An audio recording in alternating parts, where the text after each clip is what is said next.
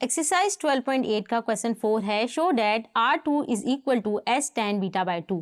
तो हम क्या करते हैं बच्चों, राइट साइड ले लेते हैं, टेन बीटा बाई 2 की हाफ एंगल फार्मूला हम पुट कर देते हैं और एस को ऐसे ही लिख लेते हैं। आप देख सकते हैं हमने टेन बीटा बाई 2 को क्या किया, उसका फार्मूला पुट कर दिया हाफ एंगल फार्मूला से। अब हमने बीटा बाई 2 के लिए लिखना है तो डिनोमिनेटर में एस माइनस बी आएगा। जब ये हमने पुट कर दिया तो हमारे पास क्या आ गया है, आप देख सकते हैं हमने क्या किया, इसको पुट कर दिया, फिर हमने क्या इसको किया कि हमने यहाँ से क्या किया, एस माइनस ए हमारे पास मिसिंग था, हमने एस माइनस ए को डिवाइड भी कर दिया और एस माइनस बी से मल्टीप्लाई भी कर दिया। तो हमारे पास क्या आ गया, क्योंकि हमारे पास जो यहाँ पे टर्म मिसिंग थी, एस माइनस बी से मल्टीप्लाई भी किया और डिवाइड भी किया, और तो हमारे पास ये बन गया।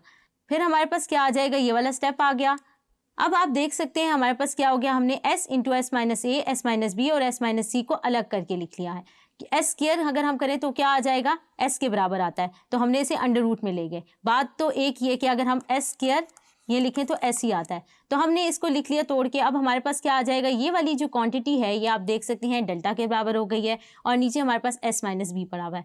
तो हमारे पास क्या आ गया, delta over S minus B which is equal to R2। तो हमने यहाँ पे क्या किया, टेन बीटा बाई 2 का half angle allied formula use किया, जिससे हमारे पास क्या आ गया है, ये प्रूव हो गया। होप सो आपको समझ आया होगा। Thank you.